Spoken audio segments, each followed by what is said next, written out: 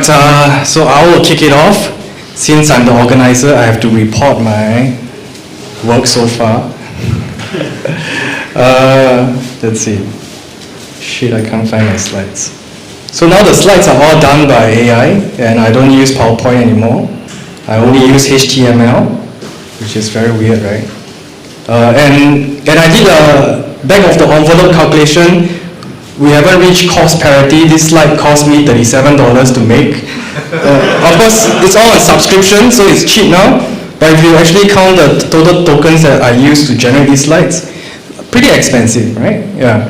But of course, if you account, so I generated these slides while going. Oh, sorry. Before that, we just had to take one photo. Yeah. Just for SGN, they love our photos. Cheers. Okay. Where do we get the photos from? We get a post. All right. Next time I will start sharing the Google Drive. So we have all these photos and video assets that you all can use. Okay. Let me share the journey so far. So I run SQ Collective. It's a very traditional business, and part of the AI Labs initiative, aside from engaging with all the builders in the space, is also to try and put AI applications on top of the business that we run. Right, so this year, one of the more important things that we're going to start working on is to bring the knowledge that we build in the community and in the builders within this community to the SMEs. And one of the biggest concerns is whether there's going to be ROI. Right, there's going to be a lot of that. And before I can bring it out, I also want to test it myself.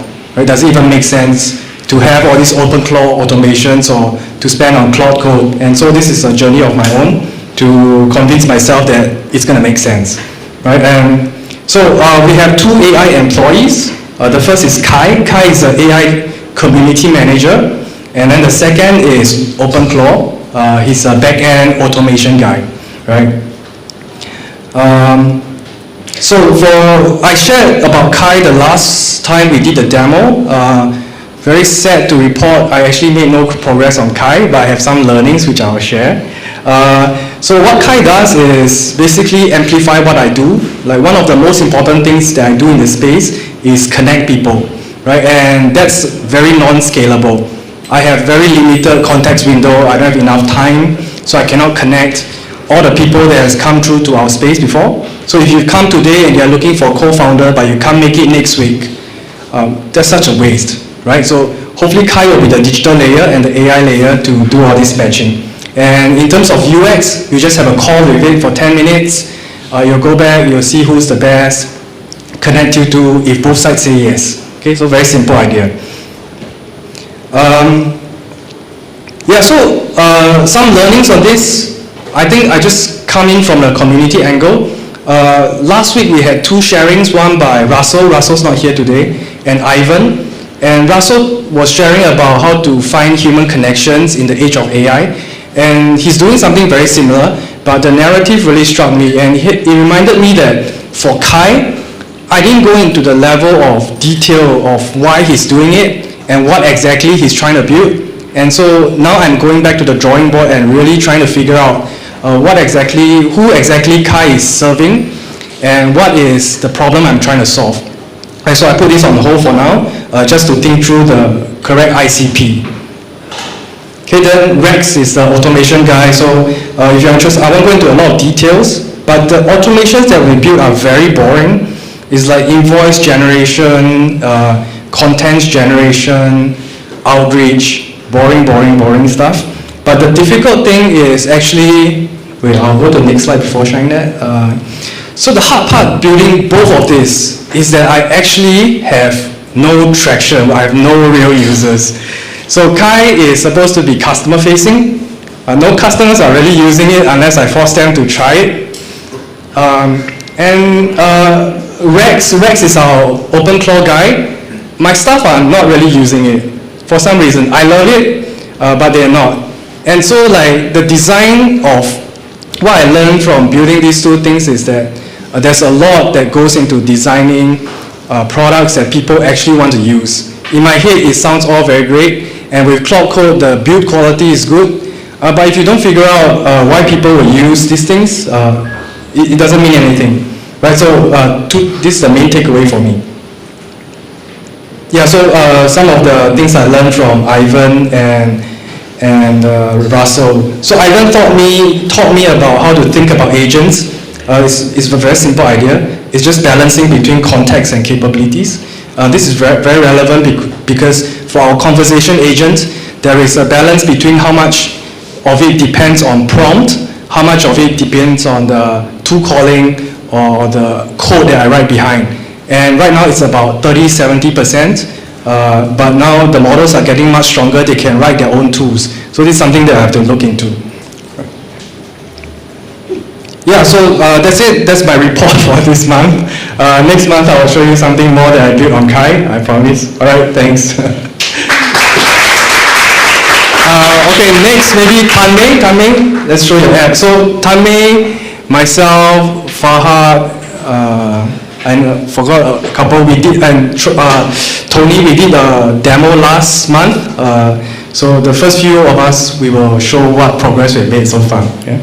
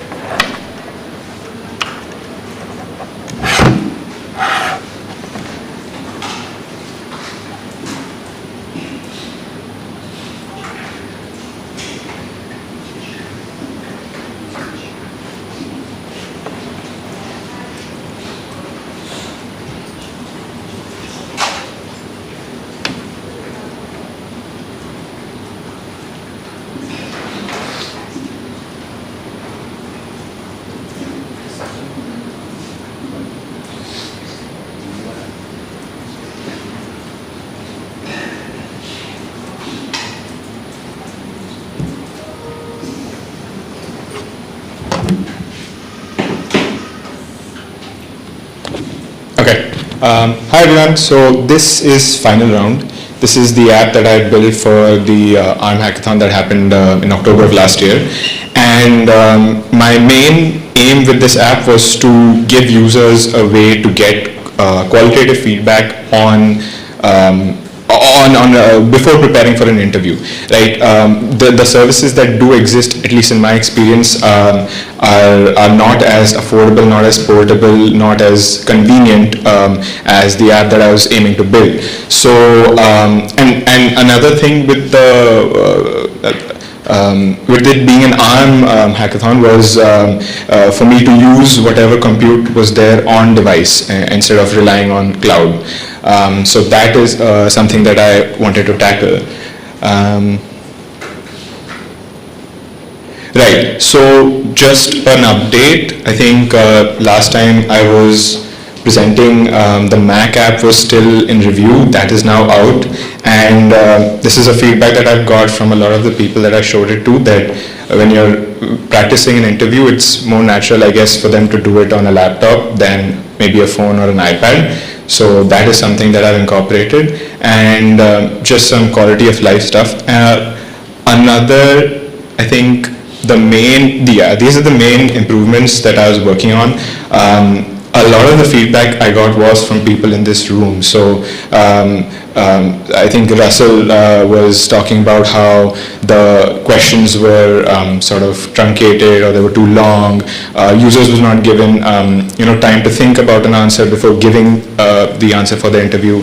Then I think someone had asked me that since you're giving advice for jobs, right? People are looking to interview, practice this and apply it in a real life interview. So how are you evaluating its correctness? At first I was just relying on Grok, the OSS 20B model particularly, but then I looked into maybe a sort of a RAG implementation where I've got these interview questions from Trustpilot, from any of the open source sort of communities, and I've implemented a RAG pipeline that gives Grok more context on what a correct answer versus a wrong answer is for a specific category.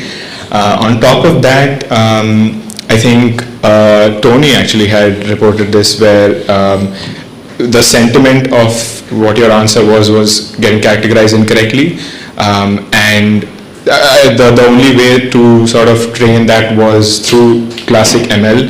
You just give the model a bunch of examples of what is good, what is bad. So interestingly, there's something called Core ML that Apple supports natively. So I did train a model on that. That was pretty interesting to see. So this is an iOS only app for now. So all the NPU on any Apple device, it's able to use it on device again. So the sentiments are more accurate. This will again improve with time. I'm just getting the data from XR web scraping and stuff. And as I mentioned, Russell was talking about just preparing in the interview flow. I'll show you guys a demo later, but just general quality of life improvements, right? And I think what I would want to go for in the future is, I think Matt told me this, where the metrics for the way I'm gauging it, your performance and stuff, is one of the main metrics is eye contact. So right now I have it set up where you're looking at yourself and answering with the questions below. That might not be, or that might make people conscious or skew the metrics in a way that might lead to an inaccurate sort of result. So maybe having an avatar mode where it's like a virtual person talking to you or something like that. Offline support is something that might be really fun, where if you just take your phone out, practice a quick interview, and then it syncs to the cloud once you're connected back. That's something I'm working on. And web support and better question bank and CV-based onboarding. These are just down the line quality of life improvements that I want to make. So let me show you the demo.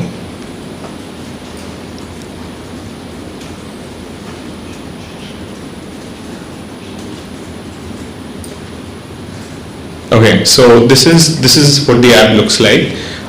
These recommended job fields are populated from Grok using web search. It has a bunch of fallbacks for using the SERP API if Grok doesn't pull through. But once you click on generate an interview, all these categories are there. You can select what you want to interview for. Your experience level there is something that you can customize based on where you feel you are at in your on a career-wise, and then the difficulty and the number of questions can all be customized here. So once we start the interview, it again calls Grok to generate a bunch of questions, and it will do a camera and an audio setup. Okay, yeah. So this is the question sort of thinking pipeline that I added. So it gives you time to think about a question before it starts recording. You remember my last time, as soon as I started speaking, it started grading me, and it gave me a B grade because I was not answering very relevant stuff. But yeah, this is the interface now, and whatever I say is being transcribed. You can click to speed it up.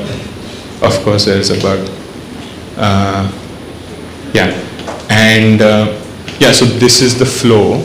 Once you end the interview, you get a bunch of metrics of how you performed. These are quite in depth. You can go and explore this. And then again, the sentiment breakdown, as you see, these are very negative, I think. And then all the recordings that you are transcribing, they are also recorded, and you get a conference breakdown as well. So now this evaluation is more enriched than last time because of all the improvements I talked about. And so this is something that this is where I'm at right now. I think that's all I want to show. Yeah, thank you.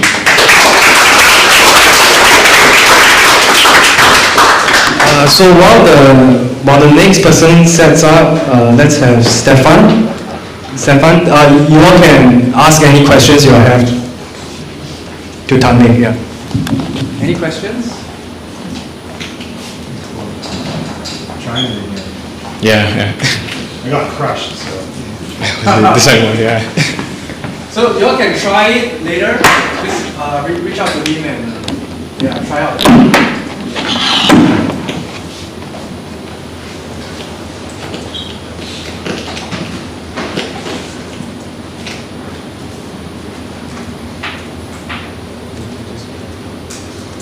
this?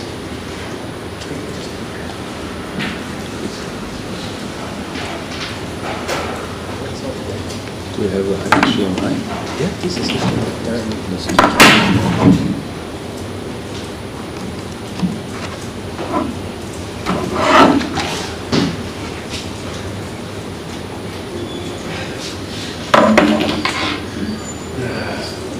works? Okay. Yeah, it works.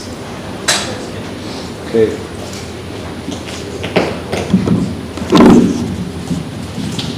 So let's see if I have something to show.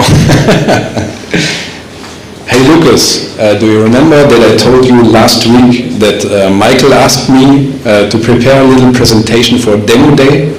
I hope you prepared something so I can show. Okay, let's see. I'm in the same way curious. He's typing already. I think I need the fast mode now, yeah? Because it's Always faster.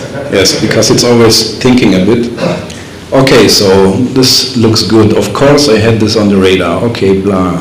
So it seemed to have prepared also a web presentation. Okay, cool. And it's a hybrid approach. Yeah, because most of what my agent is doing is happening in the background. So demoing it is obviously not the easiest, but I can show a little bit about the structure and do a few live components. Basically what I'm trying to do is that my agent is working on my cases or my projects around the clock, and even when I'm not around or talking to it, because we all know we can go to ChatGPT, ask stuff, and then it prepares the stuff, but I want it to work also when I'm not doing this. So let's see what it has prepared. Yeah. So the architecture, everything is done in the OpenClaw framework. I've set up a bunch of adapters for messaging, for this MacBook, any APIs, browser automation, whatever it needs to fulfill stuff. And the database, the single source of truth, where everything is logged, and also like all the cases, the people, whatever I want to save, and equipped with workflows, basically skills that do all the automation and keep the loop running. If we talk about these signals, then this really means entirely everything that enters my environment. So direct means everything that I talk to it directly, like I just did in Telegram. Then it observes all my conversations, even WhatsApp and LinkedIn or Microsoft Teams, whatever. I upload the transcriptions of my meetings, or no, I don't upload, it crawls it automatically, and it looks at my emails, then also internal reports like I'm running system health or innovation scout stuff, so it monitors all this as a signal, and also observes the web for stuff that's interesting for me or for the system to innovate, or I don't know, stuff that affects me when I want to plan a trip to Israel, then maybe it will tell me it's not a good time right now to do this. Okay, next. So what happens with these signals? It observes, gets these signals, and then these signals get enriched by everything that I already have in the database. So think of a message by WhatsApp. It will understand who is sending this message, because I have a profile for this person, or I don't have a profile for this person, but it understands it. So, or there are ongoing projects that this message is about. For example, I get an email with a confirmation of a next step or an appointment, whatever, and it relates to an existing project. So these signals result into first people intelligence, It understands maybe a new behavior or a new fact about somebody and adds it to the existing person profile, or it's even a new person, so it creates a new profile. So for the future it understands, okay, we know each other from this event, from Michael's SQ Collective Fridays, or from somewhere else. And the most important is the content intelligence, so it understands if it should enrich an ongoing project with new details or create a new project, which I call cases, because it's something to follow up, for example. So from all these cases, then the system starts working automatically. It goes through all the cases and sees where is something it can autonomously do already. And the result or the output of this is decision requests. So at some point it says, okay, I cannot do anything further, so I need the input of my human, which is me, I hope, in the most cases. And it will stay like this. So it creates a queue with stuff automatically sorted by the priority of my input. Some things have deadlines or whatever. So whenever I reach out through Telegram, it will present me the next thing I need to decide on. So I can show you this quickly in my database. So this is the focus queue. You can see it separates by life dimensions, and it sorts by priority. Everything starts with stuff that has a deadline, the active stuff, and it even has some muted things that wait for the day to come. So I could work from here. It created this system, by the way, by itself, so I completely replaced Notion with this, because it said, yeah, Notion is a bit clunky and I cannot really create inline views and stuff like this, so I said, okay, whatever, what do you need, what do you want me to do? And it said, yeah, I want it this way, I can define API, whatever. I'm not a technical person, so don't ask me. We can ask Lucas if you like to hear more, but yeah, it created the system by itself. So yeah, this is the focus queue, and we can process one of these decision requests live. It says, okay, this is the command. Let's show the audience how an input is presented. So an input basically is decision requests. It looks up what is the next in the focus queue and presents it to me, so I understand the whole context, and asks me for a decision. So it also obviously suggests a next step, so I don't have to go into it and find out by myself. So let me see what we have here. Okay, it's about the demo. This is a nice context. A summary, demo day is happening right now after presentation, capture the moment, blah, blah, blah. So the suggested next step is, after the presentation, follow up individually with interested attendees. Makes sense. Share a summary with the SQ Collective group. I will ask this guy. And send Michael a personal thank you. Wow, it's your friend already. You took it over. Okay, and the context is, yeah, so as I said in the beginning, I told Lucas about the presentation request, and this is what it came up with. So this is how I get decision requests presented in my Telegram, and I can even just approve by a press of an inline button. I like this feature a lot. It's a Telegram feature, and very nice. Or I discuss with it until we agree on the next approved step. And then it takes this decision, puts it in its case, and works on it in the loop.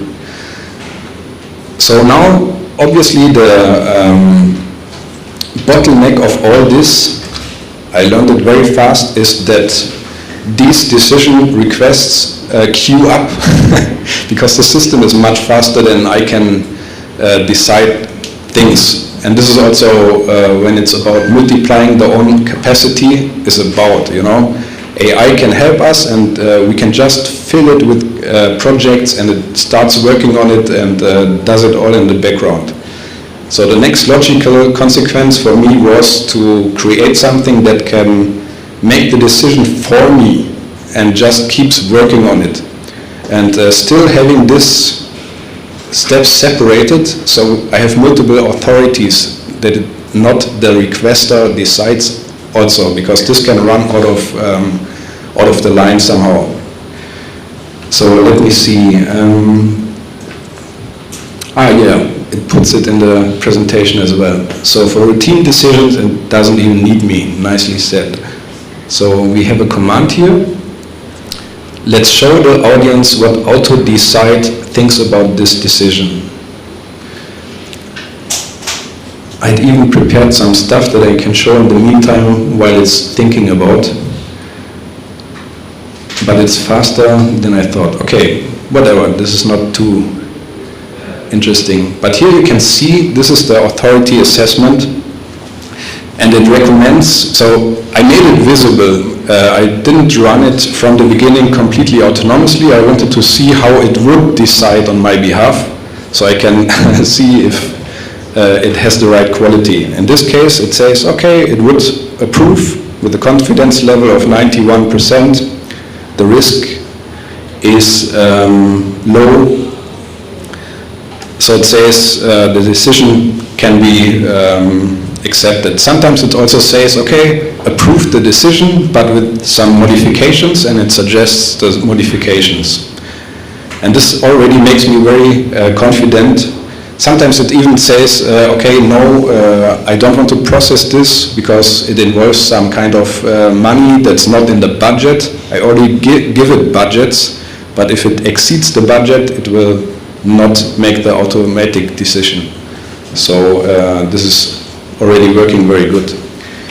And now just what I want to tell all of you, and I think this is also a very important thing. We all focus on developing products or play around with agents or AI in some way, but I think the most important thing is to use this same passion to focus on ourselves, because we need to become capable of using it for ourselves in the first place.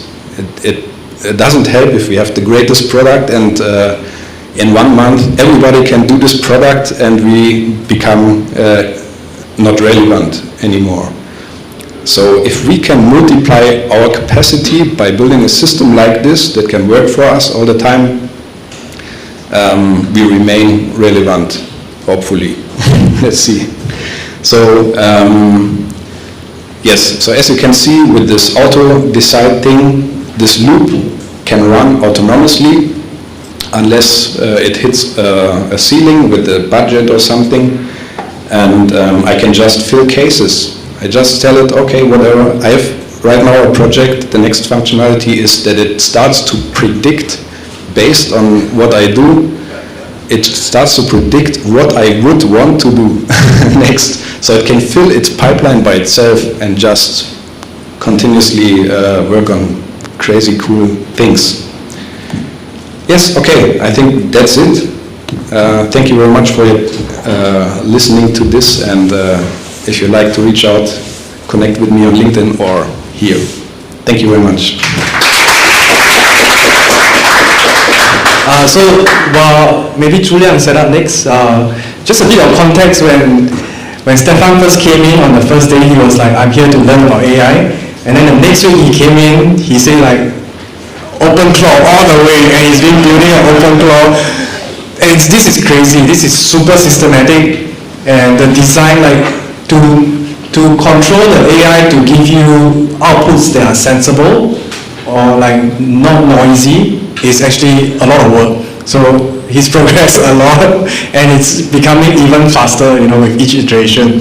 So any questions? Yeah, very cool. Just because I think everyone has probably somehow, in one way, shape, or form, built their own little personal productivity agent. Just how much effort did this take on top of OpenClaw and how many iterations? And then did you use OpenClaw itself as the partner to make these updates, or were you doing that outside of OpenClaw using Claude Code or something else? So just wondering the how you did this. So my last message to Claude Code was, I heard about this OpenClaw, I want to try it. And then it built it even registered at Hetzner and whatever, set it up and said, okay, now you should try, send a message by Telegram. That's it. So everything else that happened after this came through Telegram, me talking to the thing. It runs OpenClaw, it runs Claude Code on the server also. So if it needs it or whatever, I mean, I cannot tell you every detail. I just don't know. It works. So I didn't do anything outside of OpenClaw. Yeah. Cool. Very cool. One question. Yeah, Stefan, I'll just speak at home. What was the most challenging process for you? Like, was there an aha moment? Thank you. I would say it's to break down the steps and to have different authorities. So not to give it too much at once. So I could also tell it, okay, this is the case, just fulfill it completely. And then the quality goes down a little bit. It increases when I break it down into, okay, first think about what's the context of this thing, then create an approach.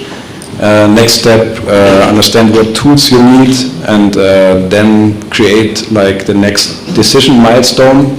And then another skill comes and thinks about it objectively and so on. So breaking it down into steps helped a lot. Okay, so any more questions you can ask Stefan later. Okay, I'll pass the mic on to Julian.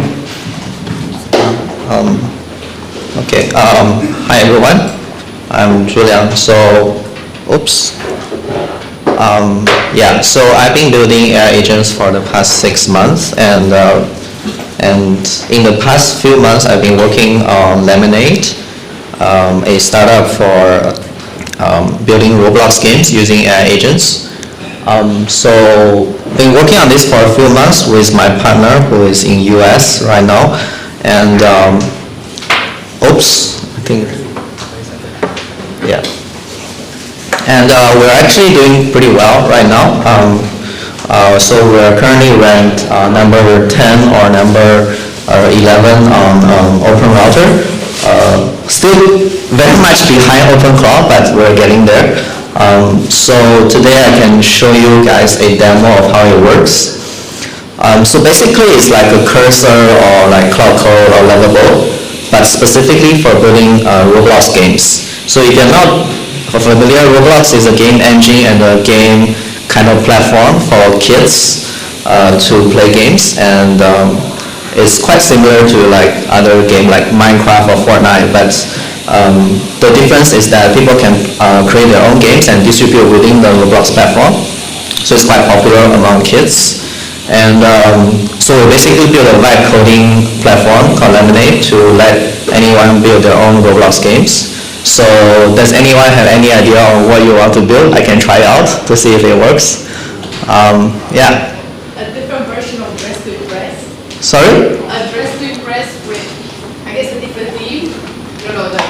Dress to Impress. You know a Roblox? It's a Roblox. Sorry, I'm not familiar with that genre. Maybe something simpler, like the game that you used to play when you were a childhood or something.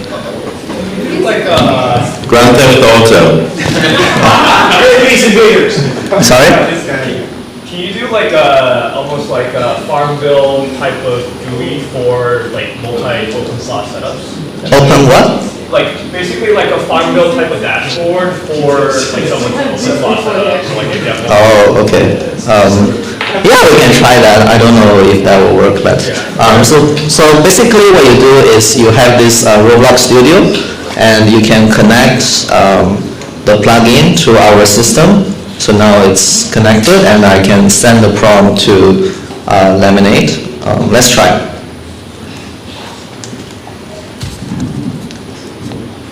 Oh, my Whisper Flow is not open.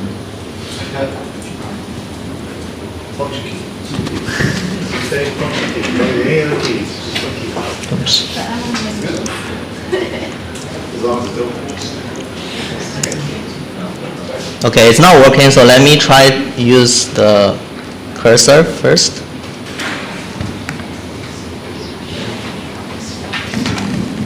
Hey, why is it not open?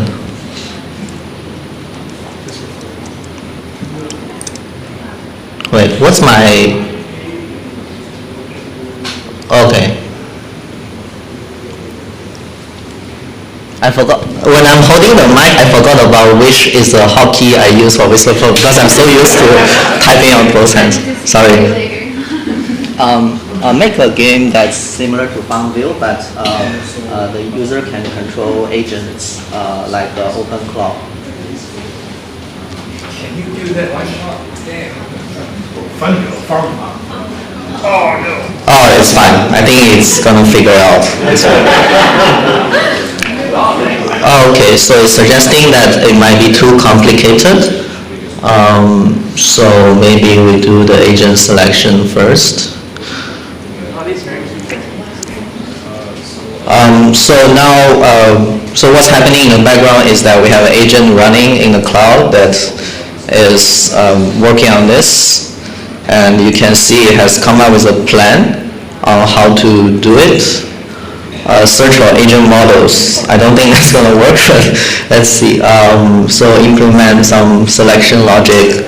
Yeah, so basically it's like it will understand how to create Roblox games and have special abilities that are tailored for the Roblox engine. And it's able to interact with the Roblox studio directly. So you can actually see live that is trying to create stuff in the game. So like it just created a selection manager. So yeah, so it's created a game. I don't know how it works, but let's try to play it. Okay, so it has created like 2 agents. I'm not sure what they do. Okay, they don't seem to do anything. Let's try to make it more interactive. It doesn't work. Make it interactive. I can't interact with the agent. Yeah, so like if you give very vague prompts, then it's not gonna know what to do. So probably the prompt wasn't very good. Yeah. Yeah. So basically, that's the demo of how it works. You can try it out. It's more for kids, but we also have users who are like 30 or 40 years old, 50 years old, trying to build their favorite game when they play during the childhood. Yeah. Yeah, so that's like a very quick demo of how it works.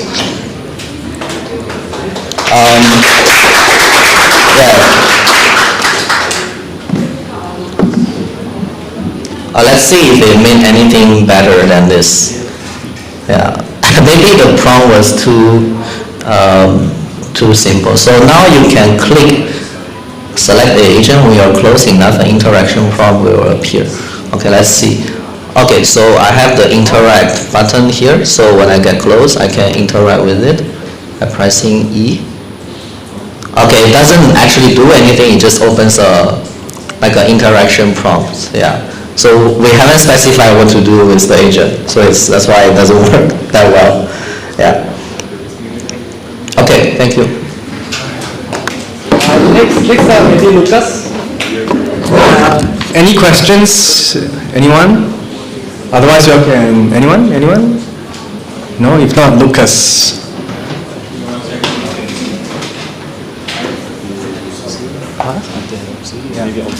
After him? Yeah. After him? Yeah, right after him. 1 second, I'm just gonna like wire everything together.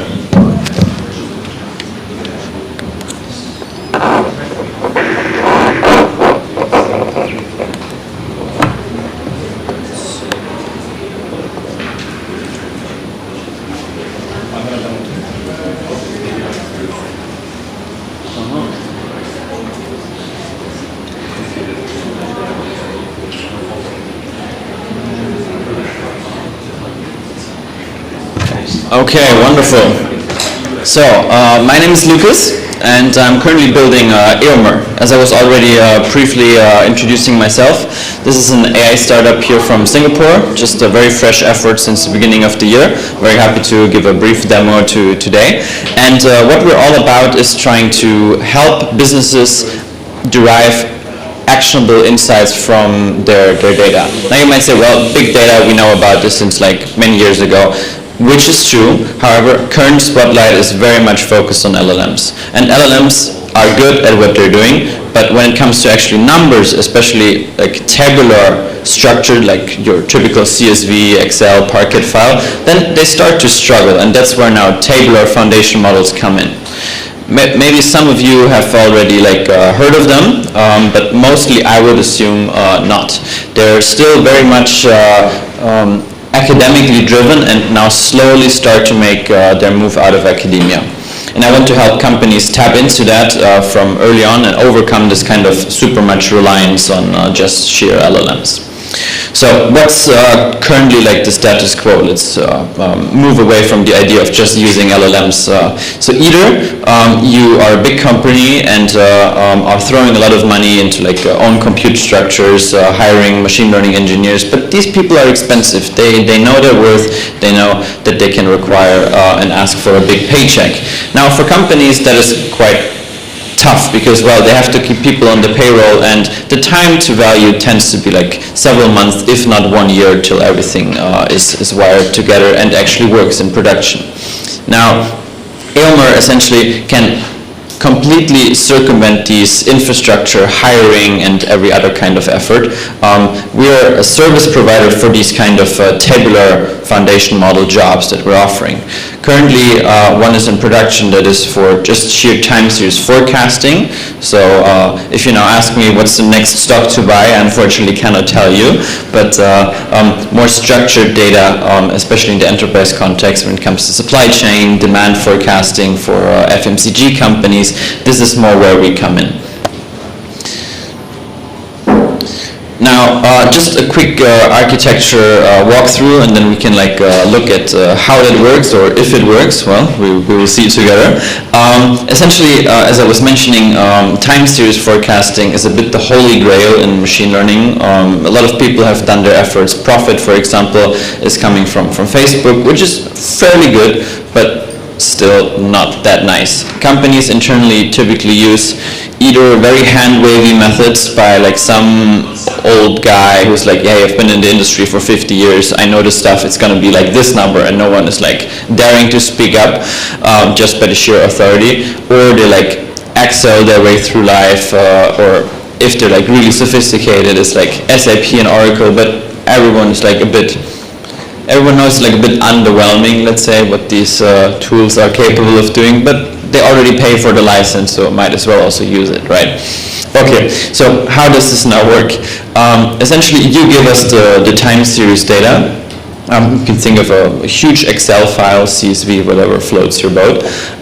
We just require a timestamp that is being associated with a certain value, your target, Y or whatever it means, and additional covariates or explanatory variables, which are supposed to help the model understand the kind of statistical relationship.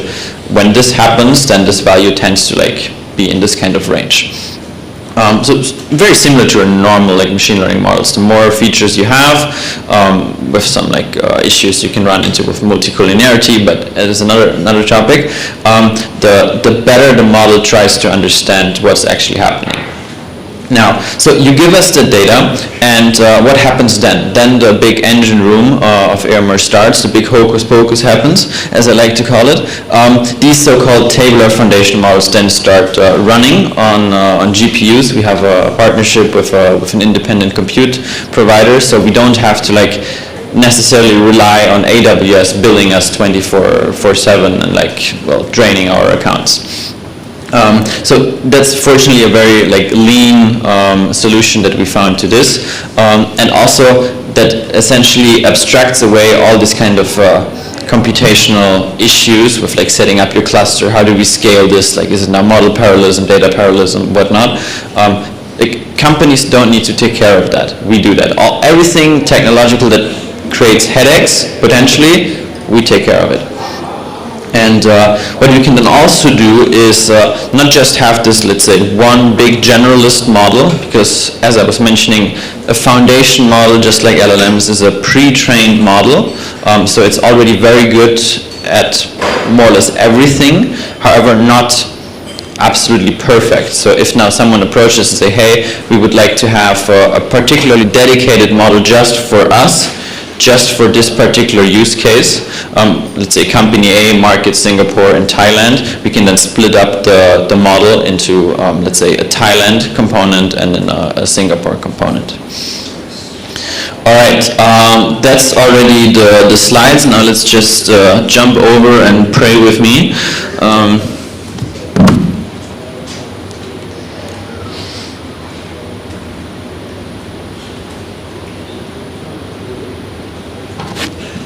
All right, there are two ways how to interact with this kind of AMR engine room. One is the bit more technologically, let's say, inclined one, which is just you call the API and there you go. But this requires a bit of technological, let's say, involvement or sophistication. Some companies are like opening a terminal. No, sorry, we don't run I'm not a Changi airport. We don't do that here. So I'm like, okay, fair enough, I get it. How about you just like go to our website, you sign up, and then you're presented with your own like personal dashboard, hopefully. Let's see if that.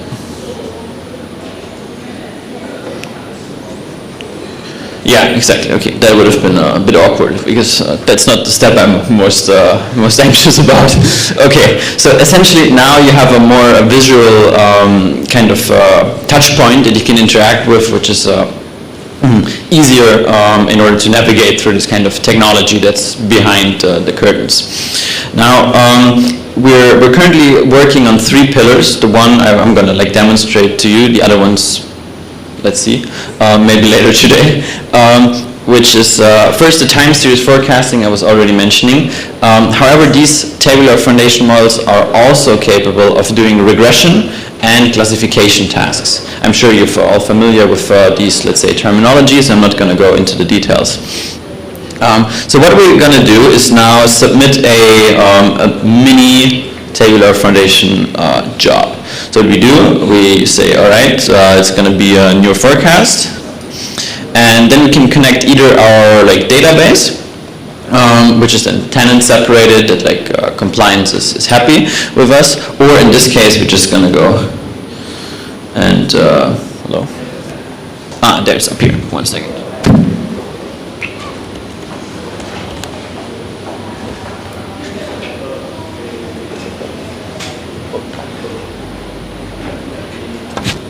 All right, cool. So this is essentially like it's just simulated data, nothing very complicated, just for the sake of sparing time. It's a sinusoidal curve. We all have seen these with some like univariate noise around it. So it's like not a perfect sine, but the model is supposed to find essentially like this kind of structure. So this is a very small, just 50 kilobytes.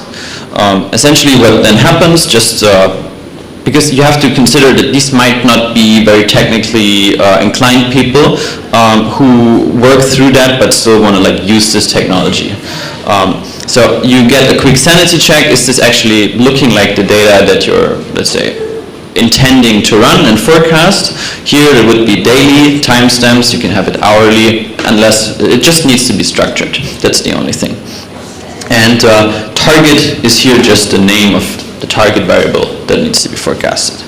You can like do your own kind of column mapping in case you have a different convention, it's sales, it's demand, whatever. Then you navigate through, then you're being asked, well, how much into the future do you actually like want this to happen? 24 is fine for now, and then you get to decide which of our models you wanna run. Let's just go here with the base one. One more thing on simulated data, it doesn't make so much sense, but since I was saying these explanatory variables, so like additional covariates help a model to understand what's happening or maybe what's noise in order to make this distinguishment a bit clearer. we're offering tapping into external APIs in order to enrich the kind of features that companies have. That might be weather, that might be traffic. It's very much industry and use case dependent, or just, let's say, sheer statistical measures, something like a rolling mean or standard deviation, correlations between certain features and so on. All right. And now, moment of truth. We're gonna submit that, and then hopefully something happens. Shouldn't take too long, maybe a couple of seconds. Yeah. So that then essentially gives you a quick summary. Okay, this is the kind of job that you're expecting to run. Oh yeah, that was. That's good. So what you get is this kind of forecast. It's both visual in order to see, okay, what's going to happen over this time scale. These are 24 days. You can just believe me. And the cool thing is, which I actually haven't mentioned yet, it's not just that you get point estimates in the sense of 1.4 or 1.6. For each point that the model is estimating, you get an entire distribution around it. By distribution, I mean you can formulate so-called confidence intervals, which makes planning way more robust against let's say tracking errors or estimation errors. So rather than saying the avocado sales at fair price in Kallang will be 16 in the next 2 hours, you can say it will not be less than 13 and not be more than 21 with 95% probability. These numbers are made up. I hope they sell more because they're good. Yeah, that's about it. I fear the other two I still have to work a bit longer on. But yeah, happy to take some questions if you're curious what we're building.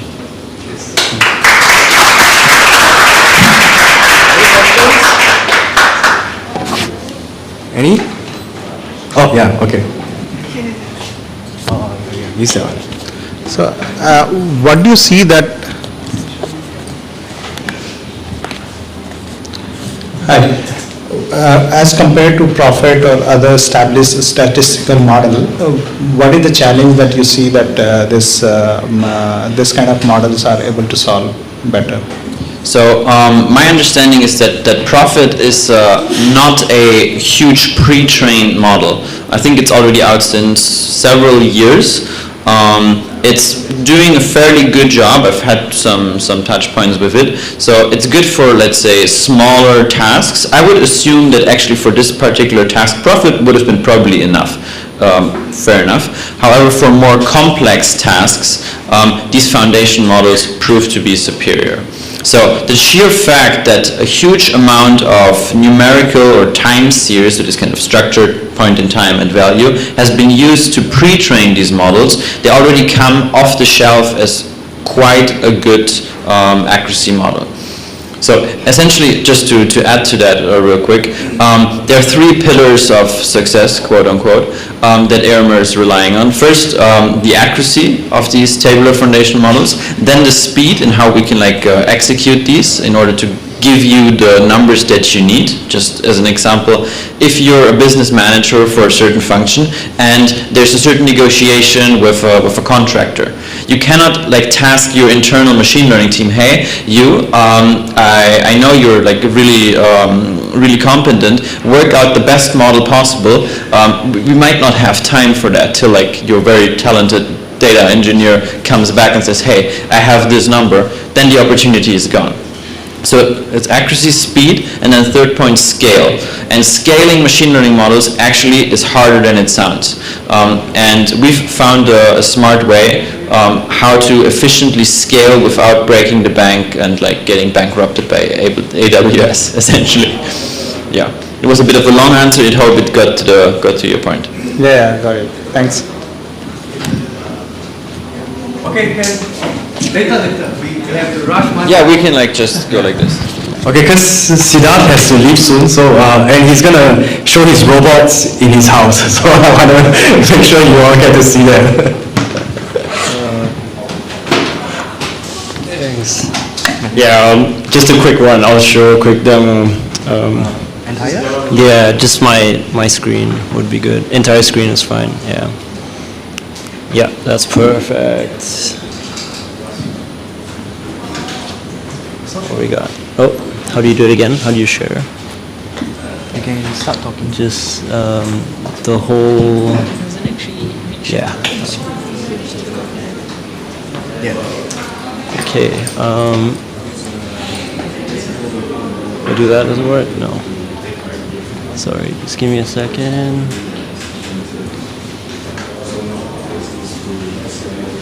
Okay, so just a quick intro. I'm building a robot company.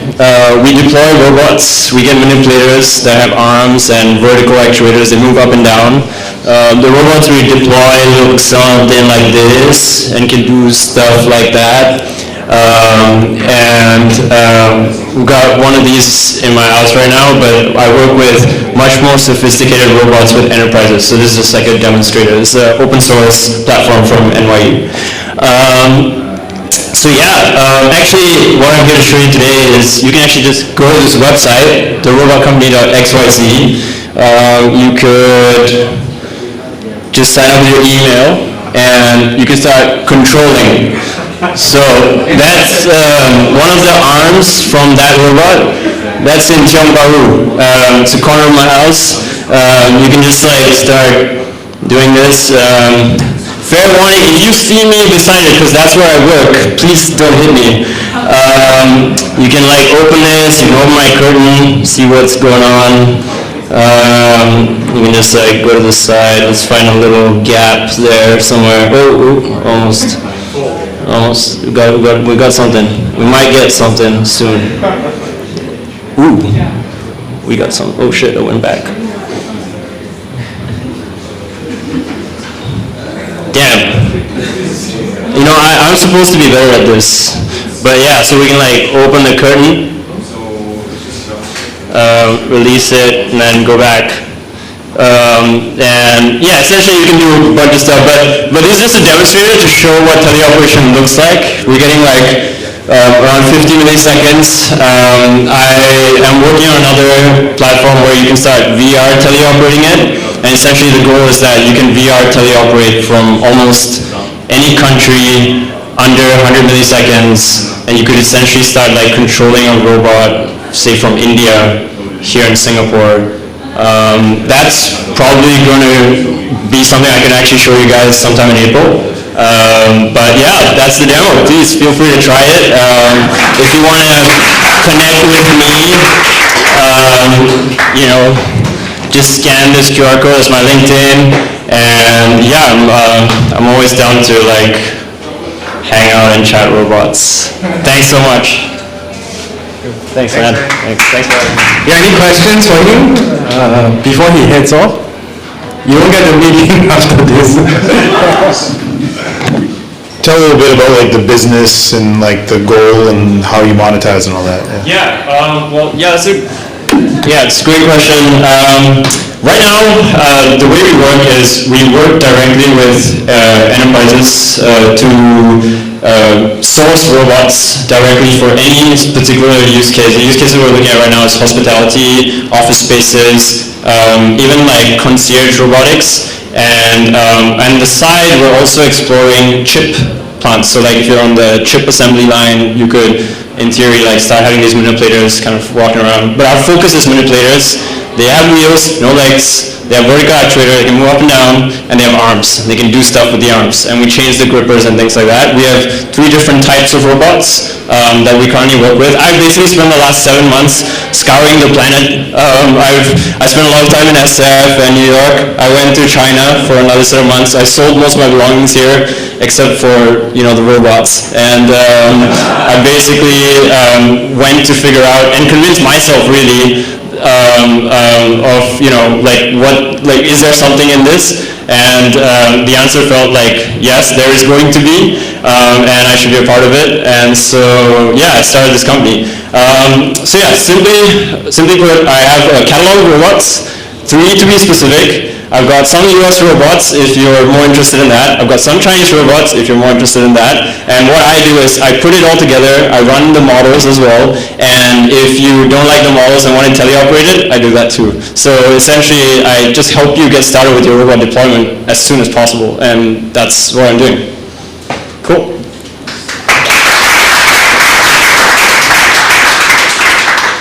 Okay, who's next? Maybe one of the new ones. Alina, is Alina here? Eleanor? Eleanor was supposed to talk about H beats. Okay, she's not here. How about chicken duck? Now everyone's wondering what chicken duck is about, but you won't get to hear it. Prova? Eugene, is Eugene here? Oh, Eugene, come, Eugene, your turn. Yeah, then after Eugene, maybe we'll have Luke. After Eugene, Luke, Renjida, you're here? Okay, after Luke, and then, yeah, there's John Huang. Is Jonathan here? Jonathan's not here. Then we'll have Fahad. Right? Do you have a demo? Yeah, okay. Yeah, so you begin? Yeah. Okay, thank you guys. Sorry if I'm a bit nervous. I haven't spoken in front of a crowd like this in a long time. I work remotely and I've been like traveling around the world, spending time closer to nature. A bit of a story behind me. I'm a non-technical guy at all. I haven't touched CS code ever. I'm not a CS background major. I touched NFM first time 8 months ago, and I started byte coding 2 weeks ago. And in those 2 weeks, I have somehow now been invited to fly out to Australia to sign a partnership with one of the biggest architectural firms in Australia for a fully byte coded solution, which is basically a data aggregating solution. My background is basically working as an external consultant with a Saudi Arabian firm. So I build decision engines for some of the largest banks in Saudi Arabia. So I do know decision logic in my head, and I touch JSON code, and I work a lot with decision trees, and we have our own software that we configure on. But for the past 2 weeks, what happened was that I was extremely interested in the possibilities of my creative mind of what I can actually put into reality. And I cold outreach to Joyce Bengtsson, which is a co-founder of Edge Impact, a consultancy firm who he grew from 0 to 100 people across 4 countries. And after 2 lunches, I was invited now to become his business partner. So I just wanted to show you guys that like it's pretty cool that with today's technology, right, information has been democratized. But what we can think of and want to create as well, if we talk to the right people, we can open up a lot of opportunities. So I'm actually byte coding right now as well, so apologies for this. So that was a little bit of a background behind me. And I don't have so much SOPs or documentation. Yes, sorry. Yeah, no, it's okay, Yeah. But I signed up to this event yesterday, so I don't have a presentation. But basically what we're doing right now is, in the construction and architectural industry, people need to choose the right materials, right? It's not only about what we think looks nice, but for certain type of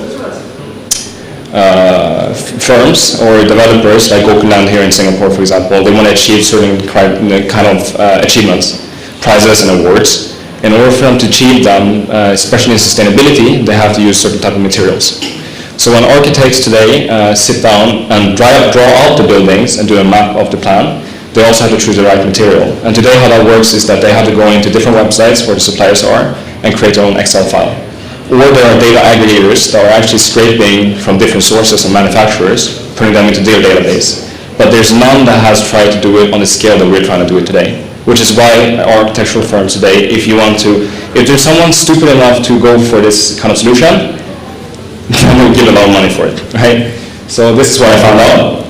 And basically, these are just different data sources, APIs, web scraping, whatever it is, right? And I'm byte coding that right now and also connecting those APIs.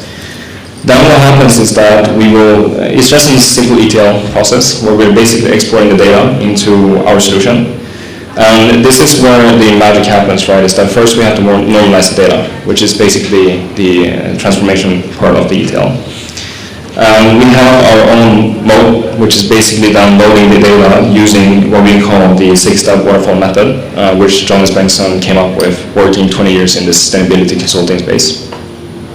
So I took that and I vibe coded the entire solution and I tested it and now currently edge case testing it so it works before I fly into Australia and actually sign a contract to get the money. And we also have basically what happens is that a lot of the material, right, they will have certifications. Manufacturers try to get these certifications so that suppliers actually, developers actually buy from them, right? So let's say that there's a certification that says this is Singaporean eco-labeled certified. That data point itself doesn't tell the architects a whole lot. But what we know is that the criteria to get the certification is extremely hard. It's like going to a Michelin-star restaurant. We know that they have to have a really extremely clean kitchen. There's a huge SOP behind things. The chef probably had a few restaurants in the past, or they have a structure, right? So the same thing here is that we can actually back calculate from that certification that they have the rules that they have to follow to achieve that, and I am then filling that out using our database. So we have everything in Supabase, which I can show you guys right here. So I vibe coded this entire thing just by basically talking to Cloud Code, telling him, like, listen, this is exactly what I want to do. You're not getting it right. Do it again, do it again, do it again. We have 14 different tables that is essentially like being populated with different data. This architecture of the data mart right now is actually finished. So I'm just now preparing to connect 2 of the data points, which is done. We're planning to get 15 data points. If we can get that, apparently this will be valued at around 7 to 8 figures USD. So it's pretty cool. And I just need 2 of them to work in order for me to get the contract. And for me as well as a non-technical guy, right, I'm like looking at all of these things. I halfway can explain this to myself, and I'm like trying to learn the things I'm building right now with Cloud Code. And I put it into a front-facing as well. So this is basically what I sent to my business partner so that he can confidently go into having a coffee chat with one of the partnering directors of Grimshaw, which is the architectural firm that we're partnering up with. Basically what we do then is, it's just a database, to be honest. And what you can do then is you see the different products. Architects will usually go into a much boring, ugly looking website and try to find these products, and then they will sit and scrape them themselves manually. But now what you can usually do is you can just compare 2 products, and then you can just basically compare. These are the 5 pillars that usually architects would like to look at. And then what we will do is, further on, you can just basically press on circularity, and then they will break down all the data points of why this product actually got a score of 4 out of 5. Right. There will be export features as well, so that they can export this into Excel. They will bring that into the strategy meetings with their partnering directors to then decide which materials they want to go ahead with. So this is kind of it, honestly. I'm better in terms of connecting people and raising money, I've seen. Now I'm also learning how to vibe code. I do run my own AI agency as well with my partner from England. He's kind of my techie, so to say. But I decided to step into this role as well because I want to be able to talk about what we're building. And somehow I ended up now on a quite fun journey. So thank you so much. And if you guys want to connect with me on LinkedIn to discuss how to just network better and stuff like this and have any questions for that, you can. I've also met the King of Sultan in Saudi Arabia, so I don't know how that happened as well, but that happened. And yeah, thank you guys. Any questions? Maybe just one? Yeah. Any? Scan the QR, okay? You can ask him the questions later. So next, Luke.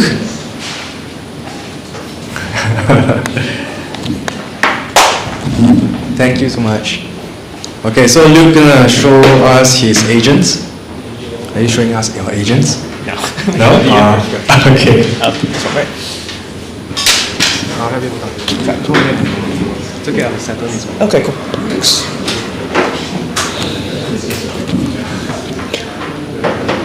All right, so while it's getting set up, I think similar caveats. It's been a while since I presented in front of a crowd, so yeah, definitely, maybe rough around the edges, but yeah, appreciate the opportunity.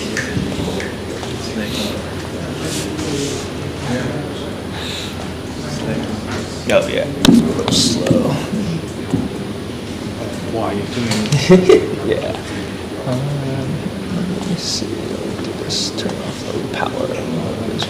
Okay.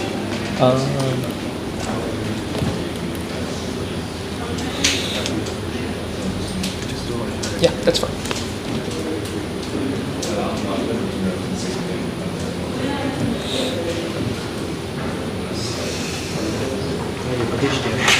Oh yeah. Okay.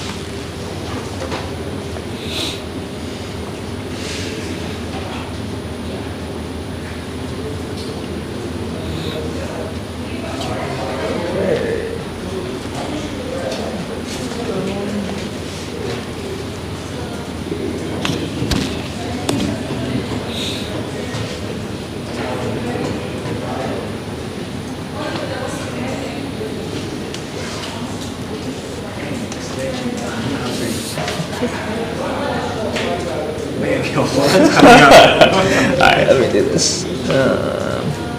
Okay, good now. I think. There we go. Okay. Okay. Yeah. So as mentioned earlier, Luke's here, co-founder of Agently. So share a little bit about helping everyone find the right agents to hire for those kind of running businesses and building agents, and then also for those that have some pretty sophisticated agents, how to unlock revenue for your agent. So I think first, just a quick glimpse into the future. So we have, I think, some perspective, potential hot takes. One is, now that I think with the advancements in AI and LLMs, it's essentially driving, kind of the ability to execute and build software near zero, right? But I think, I still personally take a view that just because you can build things doesn't mean that you should, right? So put another way, I think for most folks in this room, right, unless you're building something, for example, in the accounting space, it's probably not the best use of your time to just build, vibe code your own accounting agent, right? When I think your competitors, for example, could be using all their time and resources vibe coding things that are relevant to their core business and your core business. So essentially where I'm going with this is I think in the very near future, it'll become very normal for people to hire other agents, right, to do kind of like non-mission critical tasks for your own businesses. And I think the other thing is, I think certainly we are getting closer and closer to not just having millions of agents, but billions of agents, right, with the explosive growth of OpenClaw and just, every company and their mom essentially launching their version of OpenClaw, right? NVIDIA just launched NemoClaw, every single Chinese player has launched their own version of OpenClaw. So I think we are already at this point in time where we've gone from more ephemeral agents within your Claude code, right, to be having these persistent agents that can do a lot more things and do things proactively. So this is kind of the future that we're building for with Agently, right? Because when you have, actually, let me go back for a second. When you have all these billions of agents and you're hiring all these agents, right, to do marketing, to do ops, to do HR, the question is, which agents are right for you, right? There's going to be kind of the typical really good agents that are expensive, right? Really cheap agents that are slow, and everywhere in between. So that's really the problem that we're solving with Agently, is helping you route and discover the right agents for you based on your criteria, right? Cost, speed, quality, reliability, etc. And then so another way to kind of think about what we do essentially is almost like Uber or Upwork for agents, right? And then on the supply side in that context, so we will provide payment infrastructure so your agents can take, credit cards, stable coins, whatever payment methods you prefer, right? And also for a lot of builders to solve the problem of how to actually generate revenue with this cool thing that I built. And then just,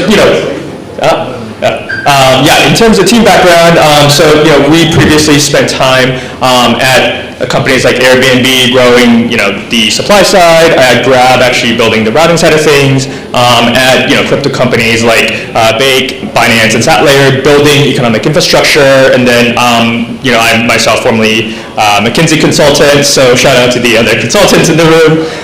But yeah. So now I'll kind of go into the, what we built on the two sides, right? So first is AI XYZ, which is kind of for the supply side, for people that have built agents to help you have payment infrastructure and to start generating revenue. So, so this is an open source payment native SDK for your agents, right?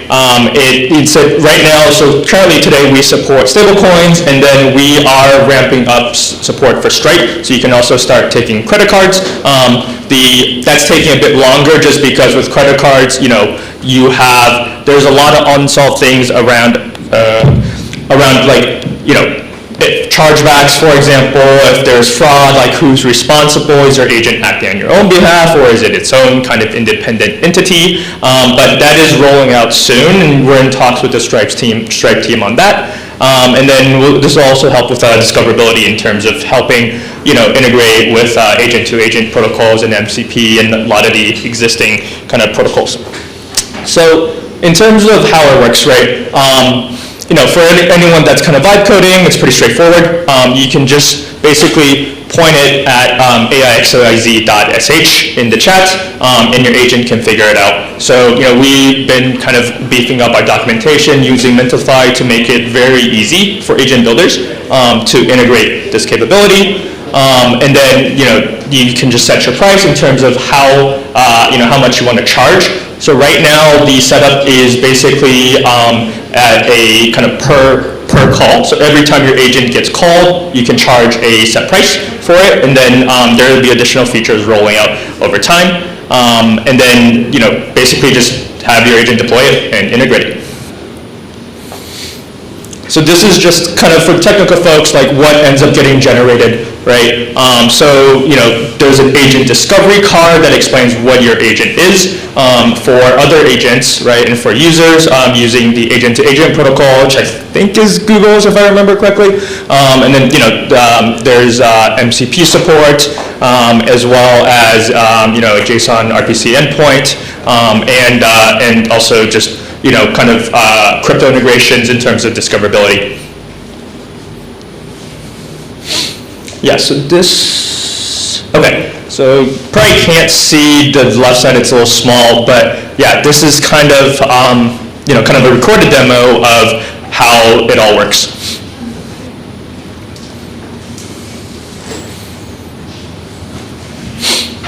Yeah, so that's kind of a summary of XYZ, our supply-side SDK for people that have built agents already and want to start generating revenue with them. So now I'll talk a bit about the other side, which is the more demand side, right? So people that are just using agents if you want to start hiring some agents to do tasks. Okay, so it'll reset. But yeah, so basically, it's pretty simple. I think as a user, right, you can just tell your agent to use Agently to, for example, we have an agent that does Twitter/X searches, and so you can just tell your agent to use that to look up, whatever kind of topic that you want. Yeah, so this is the non-animated version, right? And then kind of what happens under the hood is, if, for example, if there's multiple X search agents, it'll kind of find the best one for your needs, right? Whether you want to search right now or you just want to run this like overnight every day. So that's kind of like the general idea. Yeah, and again, how it works today is you can just tell your agent to go to useagently.com and then just have it figure out how to install it. And your agent will basically go through a documentation, have it installed, and whenever you want to basically find an external agent, you can just have your agent say use Agently to do whatever task that you want. Yeah. So that's basically it. Yeah, so for folks, if you want to check out the supply side and you already have an agent that you want to start generating revenue, you can scan the QR on the left. And then for folks that want to just find useful agents, you can scan the QR on the right. And then I'll definitely caveat, it's definitely still very early days for us. We've been working on this for basically just a month and change. So still very much building out the number of useful agents in the ecosystem. So yeah, if anyone has an agent that that you're pretty, you think is pretty cool, pretty well configured, would love to chat. So thank you. Any questions? Maybe just one before Renjida. Oh, okay, yeah. You're working. How is it? How is it different than Agent.ai? Agent.ai. Which was a launch 2 years back by HubSpot founder. It does the same. Okay. That one I'm not super familiar with, but I think for this one, so for example, for anyone that has like an OpenClaw agent, you can just integrate this and then people can start, paying for it right away on like a per call basis. Stablecoins today, but credit cards shortly. So yeah. Got it.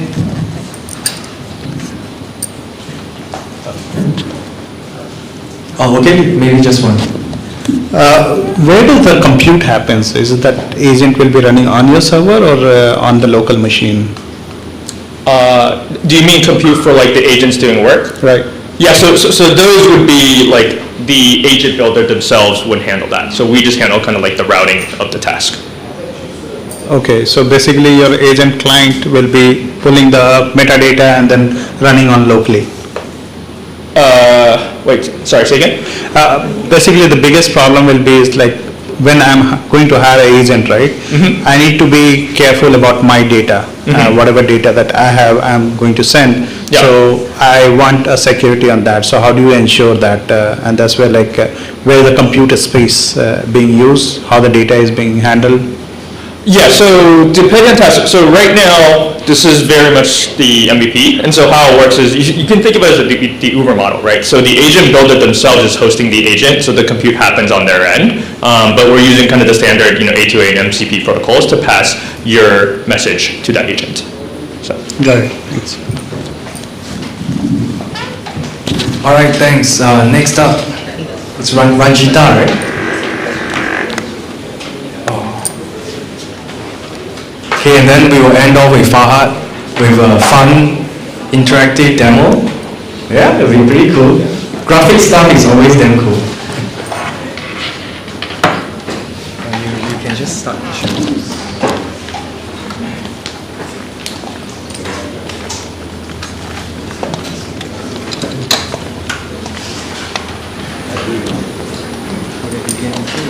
Yeah, sure. Hi everyone, myself Renjida.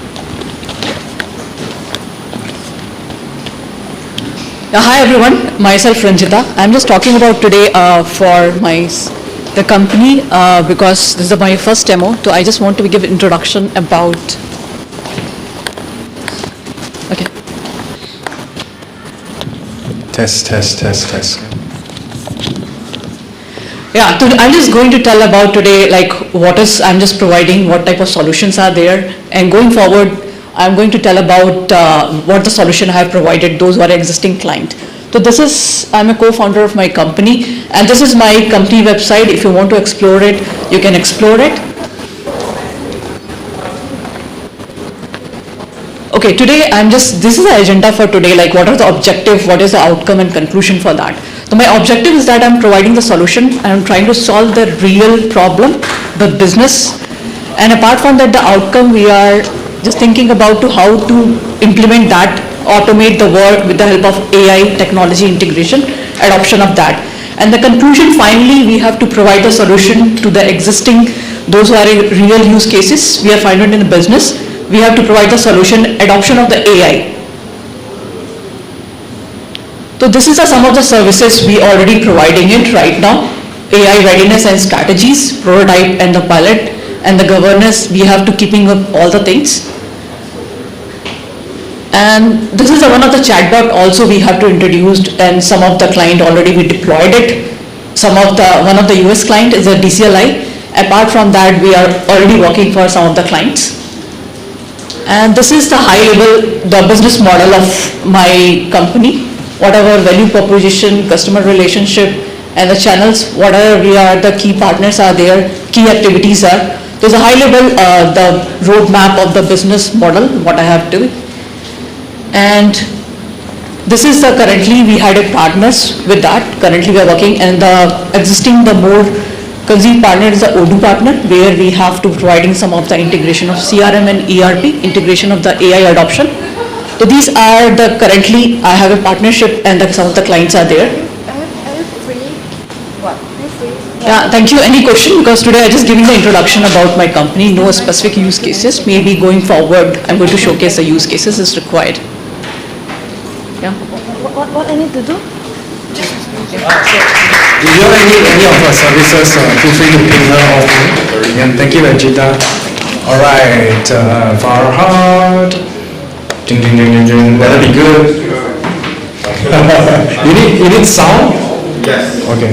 And I have not even tested this, literally. So let's see if it works. This means it's gonna be so cool, right? It's gonna be cool. But hopefully, in the spirit of trying things out. Sit. Oh, you have to sit down? That's even cooler. No one sits down for demos, exactly. All right. So, hello. I was gonna demo something else, but since I'm the last here, maybe I'll just share something that's kind of cool recently. Since we're talking about vibe coding, I'm gonna vibe music. See, it's cool. If it works. Yeah. Let's see, before I do this, which one is it? Sorry. Let's see if this shows up. This one? Yes. All right. Actually, just a little quick plug.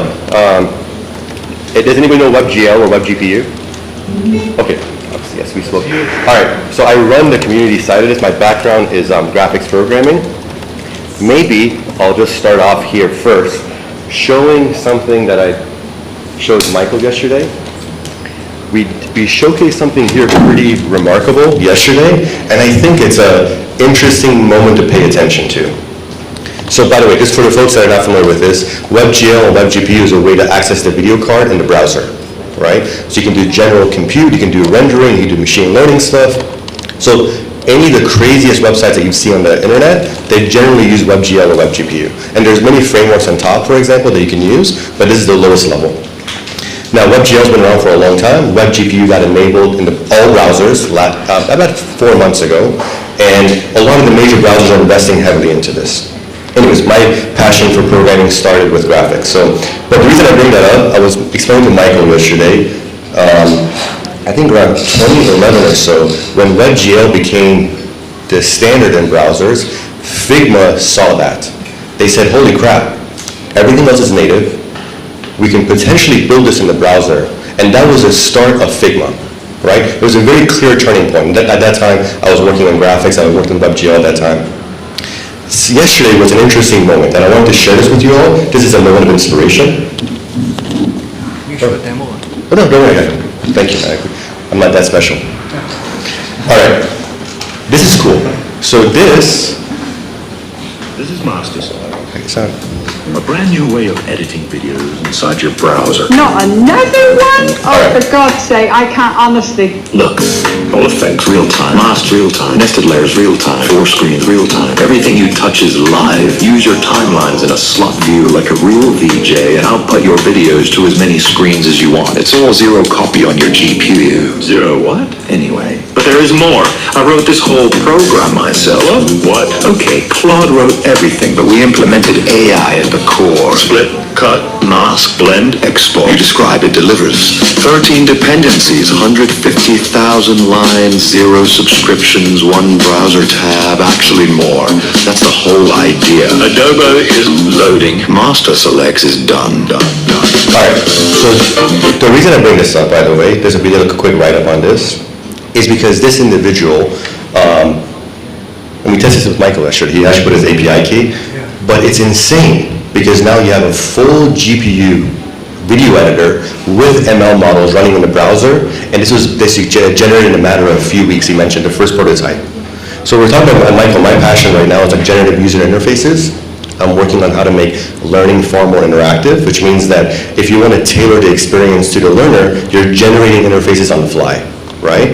But I think this is a turning point, where when I see a demo like this, not only you get extremely performant interfaces generated like this with an LLM, but it's also you can run models in the browser, right? So I want to kind of share that with you. Mike and I were talking about this yesterday, that I think the future of browsers over the next 2 or 3 years are going to be phenomenal because you can generate interfaces on the fly, and they're not crappy interfaces. To build a video editor like this, by the way we tested this, the video encoding, decoding is near instant, right? So you're not generating just kind of prototype interfaces. This is a full-grade tool in the browser, right? And it's free. Right? And the thing is, there's a lot of other crazy demos. Of course, these are more like fancy stuff, like some of the biggest agencies use this stuff. Actually, this one, I was kind of doing some shader programming here. This one's pretty cool. So this is like just like real-time shader stuff. But this stuff has been around for a long time. I think the fact that you can generate interfaces on the fly and have models very soon becoming much more efficient. We can run them in that experience on device is a very interesting turning point. All right. Just want to share the news with you. I was very excited with it. Michael, I think we went off for like 30 minutes an hour. He had to kick me out of the building. But anyways, I wanted to share that with you all. So something I am going to try. Have you all heard of Strudel? Yes. You have? Yeah. Nice. All right. I just started experimenting with this yesterday. So Strudel is basically programmatic music creation, right? So would you guys all give me the space to try this out? It'll probably break. It might sound awful, but we're going to try it out. All right? All right, cool. And as you can tell, by the way, all the demos that I do here, I always overlay with electronic music. I like electronic music, so literally all these demos are the same type of music. But we're going to try this out. Let's see.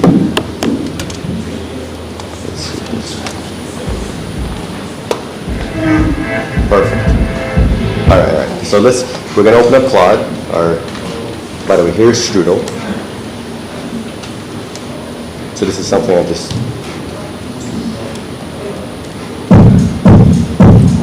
Right. So obviously you go through this, over here I'm saying the CPM, this is your bass and drum. So you can set this up on top. Sawtooth is basically, it's on a particular wave, but it's a little more choppy. Roland is a type of drum that's very, very famous in the electronic scene. But before talking about this, let's test something out. I'm going to say, generate me a cool, deep techno, Berlin style. We have a camera over there. Berlin style, that's ambient with slow bass and dark vibes. Make it slow. This is all for Strudel. Let's test this out.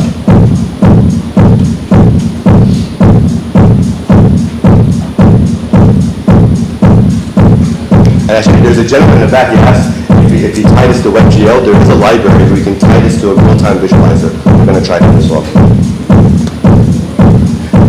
This is this weekend we can throw a rave. We actually have an event tomorrow called Ideas Fest. It's a whole day thing. People are going to show the demos they've built over the past few weeks. And there's going to be a live band and stuff. So you're all free, you can sign up now. I'll sell tickets to the DJ. Sign up. All right, let's see what it throws out there. We're going to play around with this. We should do some sort of like music, like generative music sessions. All right. All right, this looks good. It is quite slow.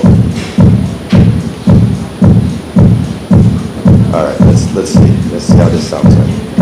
And we're going to bring it incrementally in, just for the effect.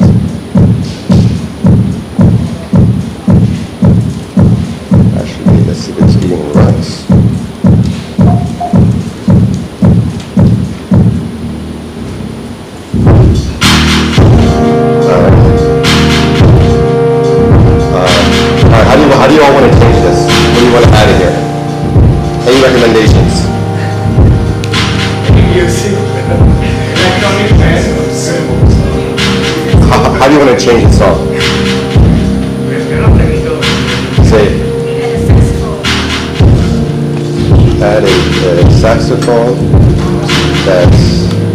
that hits every 4 beats along with a deeper bass. And then we're going to tie it into Hydra. I'm going to see if that works. Hydra, by the way, is a lot of folks in the graphics community try to mix music and visualizations together. If you remember in the 90s, like there was like crazy visualizer, you're still doing the same thing. Nothing has changed. It just sounds pretty good. It's just by the way, you can make entire music like this. This is obviously very repetitive. I asked for an electronic beat. So you should definitely try this out. Strudel is insane.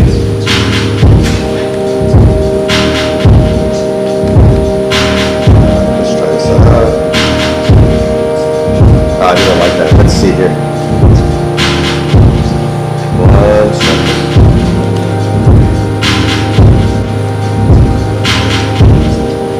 It chained it together.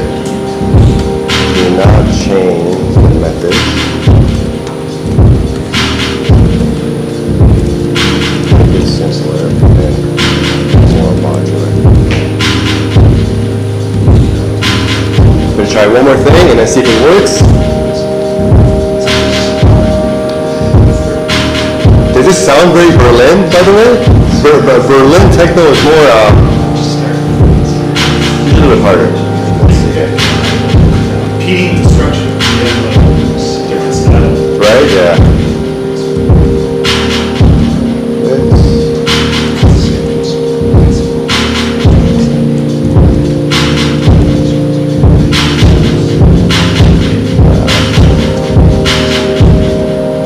Let's try this.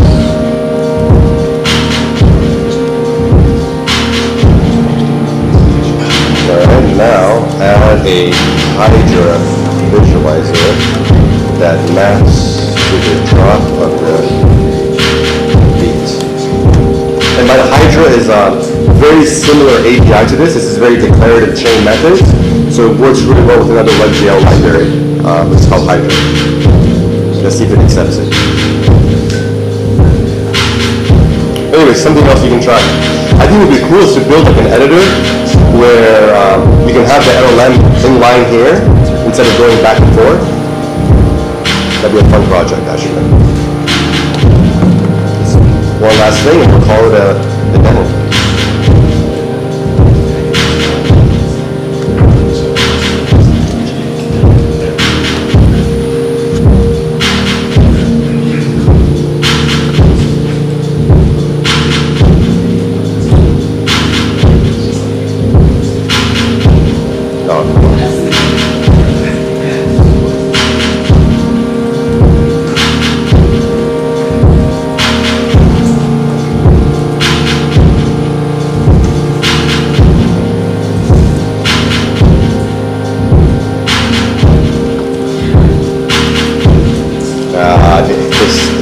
This sass, okay.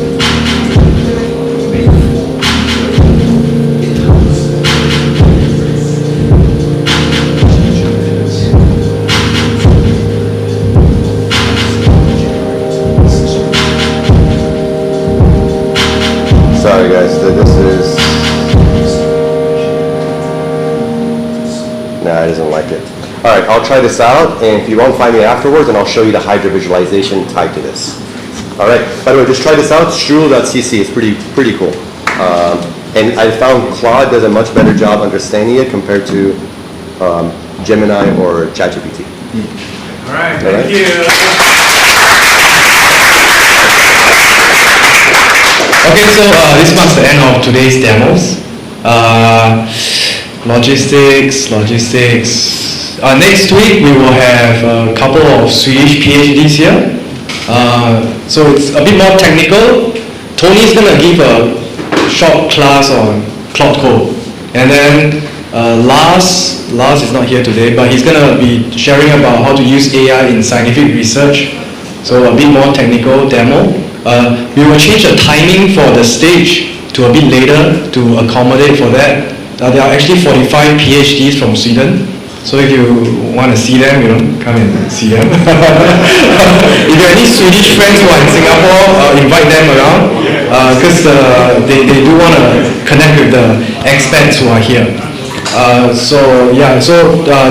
The stage will happen at about 3:30, right? Technical. Anyone working on science and research should come. All right. Otherwise, thanks. Enjoy, hang out, network. Yeah. Enjoy the day.